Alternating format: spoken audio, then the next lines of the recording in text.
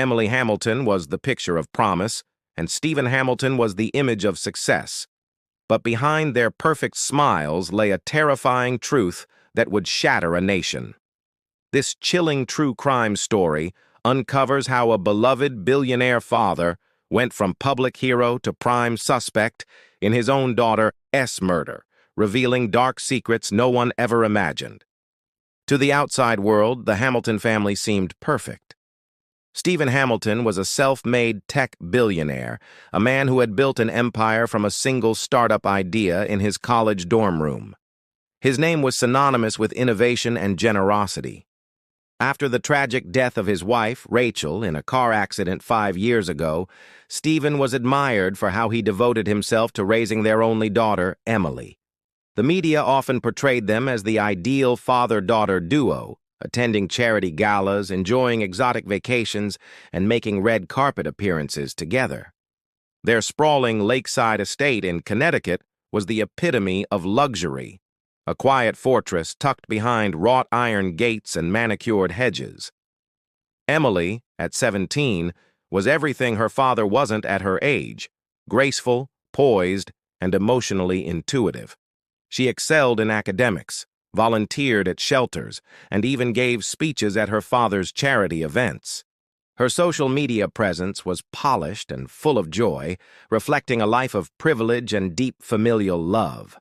But beneath the flawless public image was a house full of unspoken tension, invisible to those outside its walls.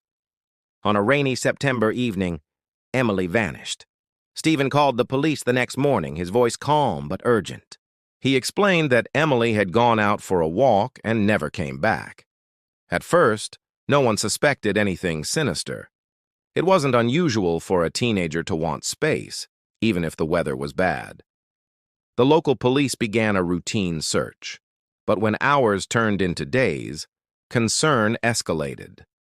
A search party was organized, helicopters scanned the woods, and dive teams explored the lake behind the Hamilton property. Nothing turned up. Emily had simply disappeared. The media pounced. News outlets scrambled to cover the story, running segments titled "Billionaire's Daughter Missing" and "Tragedy Strikes the Hamilton Estate." Public sympathy poured in from across the country. But as time passed with no leads and no ransom notes, suspicion started to creep in. People began to ask the uncomfortable questions. Why was there no footage from the mansion's many security cameras? Why did Stephen wait until the morning to call the police if his daughter hadn't come home at night?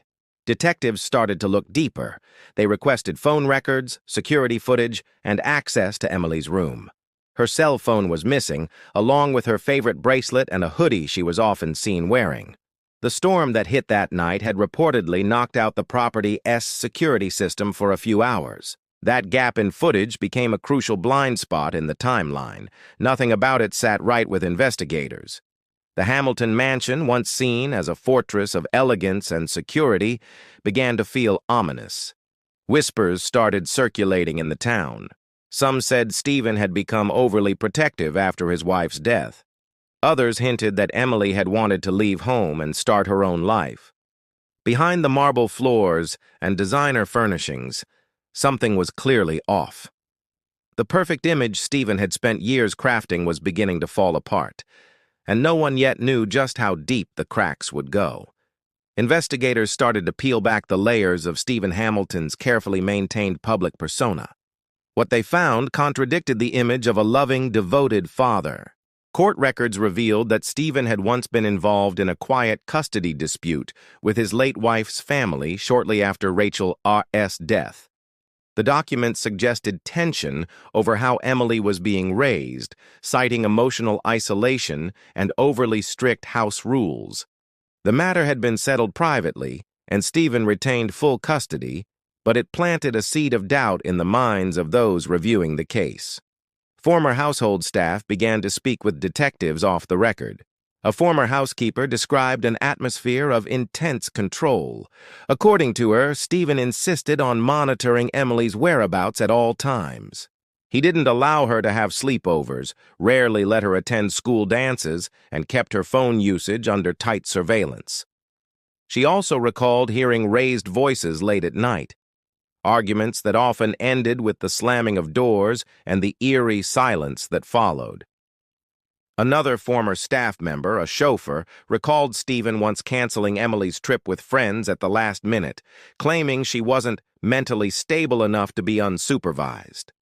These recollections painted a troubling picture of a household built not on love, but on control and fear. Emily's school records were clean, but a guidance counselor quietly contacted police after the news broke. She shared that Emily had once confided that she felt suffocated at home, expressing a desire to attend college out of state to finally experience freedom. She never said her father was abusive, but there was a clear tone of fear when she spoke about him. She said he was unpredictable, kind and generous one day, cold and distant the next. She feared what might happen if she ever disobeyed him. Digital evidence began to further dismantle Stephen's narrative. Emily's laptop, found in her room, revealed a secret email account. In it were college application drafts, essays detailing her ambition to study psychology, and even a letter to a college counselor explaining she planned to leave without telling her father, fearing he would stop her. She had accepted an offer from a California university, with a scholarship attached. She hadn't told her father yet. Her plan was to break the news just before her 18th birthday. The biggest breakthrough came when investigators searched the backyard. A police dog signaled interest near a fresh pile of mulch. Digging through it, they uncovered Emily's shattered phone, wrapped in a plastic bag. Forensics confirmed it was hers, and a fingerprint on the screen's cracked surface belonged to Stephen. The phone had been manually reset, but specialists recovered several deleted files. The location data placed it at the edge of the lake behind the mansion just after midnight, the same night Emily disappeared. Public opinion shifted rapidly. News headlines changed tone. Where once Stephen was a symbol of resilience, he was now a potential suspect in a growing mystery. The carefully painted portrait of a grieving father was being torn apart, piece by piece. The search warrant granted investigators full access to the Hamilton estate, a sprawling property filled with towering bookshelves, glass sculptures, and priceless art. But beneath the elegance was a chilling sense of emptiness. The house no longer felt like a family home. It felt like a museum of control. Detectives began a meticulous search of every room, from the marble-floored foyer to the guest houses at the back of the property. It wasn't long before they discovered something strange behind the wine cellar, a reinforced wall that didn't match the original blueprints. Behind it was a hidden room, sealed with a keypad lock. Inside that room, investigators found rows of hard drives, monitors, and a sophisticated security system far beyond what was previously disclosed. Every major room in the house, including Emily's bedroom, bathroom, and study, had been under constant surveillance. Footage was stored and sorted by date, each file labeled meticulously. Stephen had created his own private control center, hidden even from guests and staff. Detectives began to go through the files trying to piece together what happened the night Emily vanished. Most of the recordings from that night were gone, manually deleted, but a few fragments remained, overlooked in backup folders. One showed Emily pacing in her room, visibly agitated. Another captured her walking down a hallway toward the back of the house, barefoot, wearing a hoodie. A few minutes later, she was seen heading toward the back porch, where the footage abruptly ended. No clips showed her returning. The timestamp on the last video matched the time Stephen claimed he was asleep. As investigators combed through the rest of the property, they turned their focus to the detached guest house near the lake. It had been recently cleaned, the floor scrubbed with bleach, yet luminol revealed faint blood traces. DNA testing confirmed the blood belonged to Emily. The timeline was tightening around Stephen. The phone, the blood, the surveillance, it all pointed to foul play, and the person with the most access and the clearest motive was her father. Then came the discovery that changed everything. Divers searching the lake uncovered a heavy tarp weighed down by stones. Wrapped inside was Emily's body. She had suffered blunt force trauma to the back of her head. There were no defensive wounds, suggesting she didn't see the attack coming, An autopsy confirmed she had died the same night she went missing. The lake that had once been the Hamiltons' private retreat was now the final resting place of their darkest secret. Stephen was arrested at his office without incident. News cameras caught the moment as he was led out in handcuffs, face expressionless, avoiding the reporters shouting his name. It was a moment that stunned the country. The man once hailed as a tech visionary and grieving father now stood accused of murdering his own daughter. The perfect family image had collapsed, revealing a reality far more sinister than anyone had imagined. The question was no longer what happened to Emily, but why? The trial began under a media frenzy, drawing attention from every major outlet across the country. The courthouse overflowed with journalists, true crime bloggers, and curious onlookers desperate to witness the downfall of a man who once symbolized success and fatherly devotion. Prosecutors wasted no time building their case against Stephen Hamilton. They presented the physical evidence in meticulous detail: the hidden surveillance room, the partial video clips, the discovery of Emily's blood in the guest house, and her phone buried in the backyard bearing his fingerprint. Each piece drew the same conclusion. Stephen had not only killed his daughter but had tried to erase her. The prosecution argued that Stephen's motive was rooted in control. After the death of his wife, he became emotionally dependent on Emily, projecting onto her all the loss and pain he refused to process. As Emily grew older, she developed her own dreams that required independence, something Stephen couldn't tolerate. Her plans to move away for college were seen by him not as natural progression, but as betrayal. The evidence, they claimed, showed that he confronted her, a confrontation that escalated to fatal violence. He then staged her disappearance and attempted to cover up every trace of his involvement. The defense painted a very different picture. They described Stephen as a broken man, shattered by the loss of both wife and now daughter, being targeted by circumstantial evidence and public opinion. His attorneys questioned the integrity of the recovered video footage, suggesting that it could have been altered or misinterpreted. They hinted at the possibility of an intruder or someone else with access to the property. They criticized the investigation for focusing solely on Stephen and ignoring alternative suspects. But their argument weakened when the prosecution introduced a newly recovered voice memo from Emily's cloud backup. The recording was short, just under 2 minutes, but it was powerful.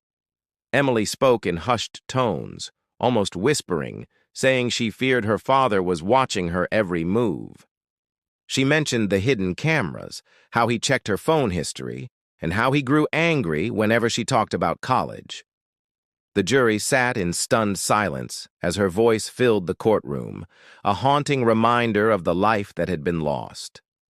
Character witnesses added to the prosecution's momentum. Friends and teachers described Emily as bright, independent, and often nervous when talking about home. Former employees testified about Stephen's unpredictable behavior and growing paranoia. A forensic psychologist explained how extreme control in family dynamics can spiral into violence when that control is threatened. After weeks of testimony and emotional revelations, the jury was left with little doubt. The deliberation was swift, lasting only a few hours. The verdict was unanimous: guilty of first-degree murder. Stephen Hamilton showed no visible emotion as the sentence was read. Life in prison without the possibility of parole. The courtroom erupted in quiet gasps, some from relief, others from disbelief. The man who once stood at the pinnacle of wealth and admiration was now a symbol of deception and tragedy. The truth had finally emerged, but it came at the cost of a young life that had only just begun. The Hamilton estate, once admired for its beauty and grandeur, stood eerily quiet in the months following the trial. The iron gates remained closed, the windows dark, the once vibrant gardens now overgrown with weeds. It had become a place no one wanted to visit, yet everyone wanted to look at. Local tour guides even began offering unofficial drives past the property, pointing out the lake where Emily's body was found, and the guest house that had once been scrubbed in an attempt to hide bloodstains. It was no longer a home. It was a crime scene frozen in time. In the aftermath of Stephen Hamilton's conviction, the public continued to seek answers that the trial didn't fully provide. Documentaries were produced, podcasts analyzed every piece of evidence, and online forums buzzed with theories. Many couldn't accept that a man who once appeared so devoted could commit such a horrific act. Others believed the signs were always there, hidden beneath the surface of money, power, and control. His fortune was tied up in legal disputes as charities and investors distanced themselves from his legacy. His company, once a titan in the tech world, saw a rapid decline in stock value before eventually dissolving. Emily's memory, however, refused to fade. Her former high school created a scholarship in her name, awarded each year to a student planning to study psychology, the very subject Emily had hoped to pursue. Her closest friends hosted an annual candlelight vigil by the lake, inviting classmates, teachers, and townspeople to honor her life. They planted a tree near the water's edge, a white, flowering dogwood, where visitors often left notes and flowers. Her voice memo was played each year as a reminder of what had been lost and what had been ignored. The tragedy also sparked national conversations around control and emotional abuse within families, especially in high-income households where appearances often mask dysfunction. Advocates pushed for better education on mental health, privacy rights for minors, and systems to flag emotional abuse that doesn't leave physical marks. Several states even began discussing legislation inspired by the case, aimed at identifying red flags earlier in similar scenarios. In a final twist, years later, investigators quietly reopened an unsolved missing persons case from Stephen's teenage years. A distant relative had vanished during a family trip decades ago. The case had long been dismissed as a runaway, but anonymous tips, surfacing after the trial, suggested a more sinister backstory. Nothing concrete was ever proven, but the implication was chilling. Had Stephen been hiding darkness long before the world knew his name?